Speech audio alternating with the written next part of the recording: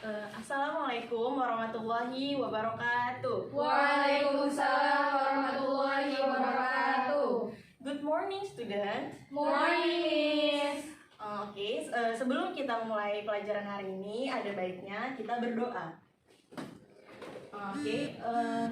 Sebaiknya berdoa dimulai.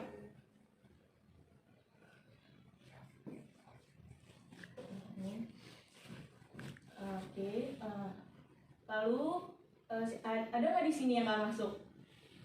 Kayaknya ada ya. Nina kemana Nina? Sakit. Oh sakit. Oke, udah langsung aja absen. Yang pertama ada Ayu Aziza, Present. Laura Izzatul Laila, Present. Nur Laila Hamida, Present, Miss.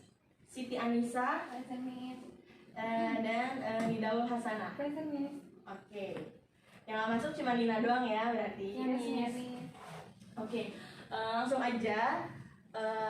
Jadi, today's lessons we were going to talk about descriptive text. Nah, jadi hari ini kita akan belajar mengenai descriptive text. Sebelumnya, ada yang udah tahu belum sih apa itu descriptive text? We don't know, Miss. Oke, Miss akan menjelaskan ya. Descriptive text itu dari katanya aja descriptive text, yaitu mendeskripsikan. Nah, descriptive text itu dia mendeskripsikan suatu objek, bisa tempat, benda, hewan, atau orang. Nah, misalkan di sini ada social function of descriptive text. Nah, jadi hari ini kita juga akan descriptive text. Tapi kita akan membahas mengenai how describe a place. Jadi kita akan membahas tentang tempat, mendeskripsikan suatu tempat. Nah, pertama ada social function of descriptive text. Fungsi sosialnya descriptive text yaitu to describe a particular place. Karena kita membahas hari ini tentang place, jadi to describe a particular place.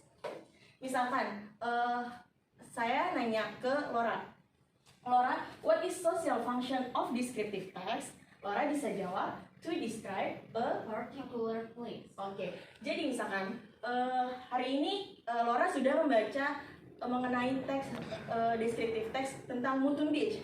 Laura bisa menjawab to describe a Mutun Beach. Oke, benar. Dan semua udah jelas untuk social functionnya. Oke. Well, see, the second there is a structure of descriptive text. Jadi yang kedua itu kita ada struktur dari penulisan descriptive text. Yang pertama ada identification, dan yang kedua ada description. Nah, di identification ini kita lebih menjelaskan secara umumnya. Misalkan apa nama tempat itu, lokasinya di mana, kita bisa ke sana naik apa gitu. Ini secara umumnya dulu, identification. Lalu description. Nah, di sini kita menjelaskan lebih detail tempatnya itu. Misalkan dari tadi kan kita membahas tentang Mutun Beach. Misalkan di Mutun Beach ini dia di sana pemandangannya indah atau terlihat ada di dekat pantai itu ada sebuah gunung. Nah, di sini kita lebih detailnya. Misalkan juga ada bisa bermain banana boat atau sebagainya, itu kita lebih detail di description ini. Ini kalau identification biasanya ada di paragraf pertama, lalu descriptionnya ini di paragraf kedua dan seterusnya. Lalu apa aja linguistic features-nya atau language features dalam penulisan descriptive text? Yang pertama ada using simple present tense. Nah, jadi kita dalam mendeskripsikan sebuah tempat atau benda, hewan, tumbuhan, atau orang, kita menggunakan simple present tense. Tapi, jika kita menjelaskan sebuah tempat yang bersejarah atau tempat-tempat yang sudah lama dibangun, kita bisa menggunakan using simple past tense. Misalkan Laila menjelaskan, menuliskan tentang Candi Borobudur. Nah, Candi Borobudur itu kan merupakan tempat yang bersejarah. Nah, jadi Laila bisa menggunakan past tense. Karena to tell the history of a place. Nah, untuk menuliskan tempat-tempat bersejarah bisa menggunakan past tense. Lalu ada adjective.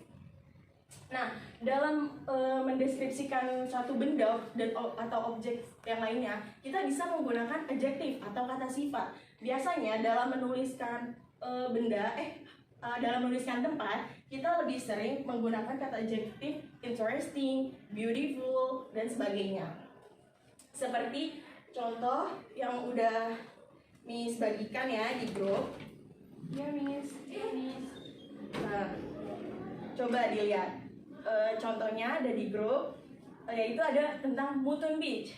Nah, di sini tolong disimak ya, Miss akan membacakan yang pertama dan yang kedua. Nah, Mutun Beach. Mutun Beach is one of the beautiful beaches in Lampung. It is located in Sukajaya, Lempesing, Pasawaran, Lampung. It's around 18 from Bandar Lampung. There is a white sun and clear ocean. You can do something interesting activities like sliding on the water boom, playing catch, riding, and playing a banana boat. Nah, dari contohnya aja, tolong diperhatikan ya.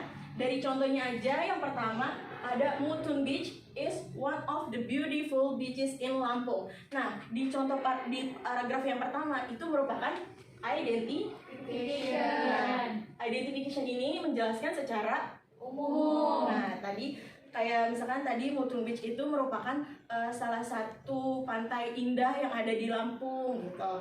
Itu berada di paragraf pertama. Lalu di paragraf kedua yaitu struktur teksnya yaitu description. Pada paragraf yang kedua ini dia menjelaskan kayak di sana tuh kita bisa bermain apa aja, pemandangannya juga yang terlihat seperti apa gitu. Lalu juga kita bisa melihat di contoh ini ada adjektifnya, ya kan? Dari yang pertama aja sudah terlihat yaitu Mutun Beach is one of the beautiful. Nah, itu udah terlihat kan?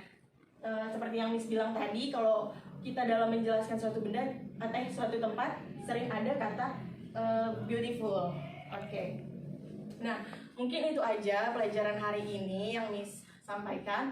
Mungkin kalau ada yang kurang-kurangnya bisa langsung tanyakan sama Miss langsung. Untuk pekerjaan rumahnya atau homework nanti akan Miss bagikan di grup WA ya langsung. Oke. Mungkin ini aja yang bisa disampaikan. Kalau misalnya ada yang kurang jelas bisa langsung ditanyakan. Oke, kurang lebihnya mohon maaf. Oh iya, sebelumnya kita doa dulu ya.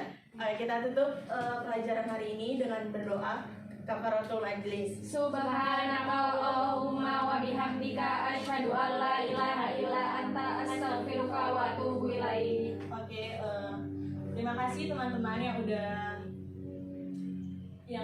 udah menyimak pelajaran hari ini.